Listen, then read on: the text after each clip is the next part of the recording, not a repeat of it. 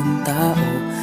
Iparamdam natin sa buong sanlibutan na may Diyos sa puso mo,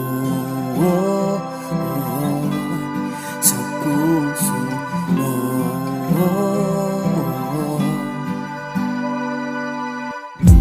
Dumaan na ang mga pagsubok, pinatatatag tayo at labis na hinubog.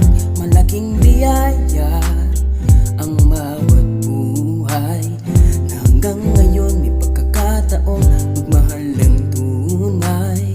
Bigas sa hirap at ginawa, pag-ibig ay palaging nariyan. Ang tunay na diwa ng ating Pasko, magpalaganap ng pag-ibig sa lahat ng tao. Iparamdam natin sa buong sanlibutan na may Diyos.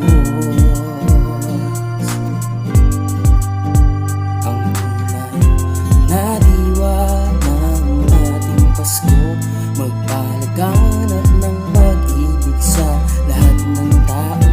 Iparamdam natin sa buong sanlibutan na may Diyos sa puso mo,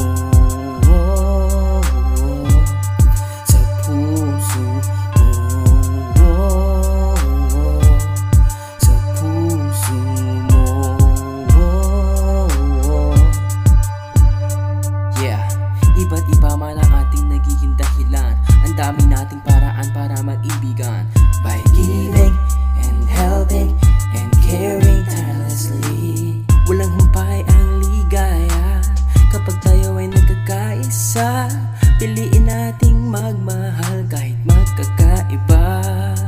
Ang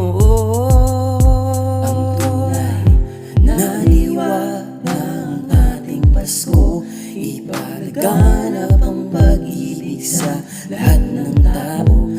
Iparamdam natin sa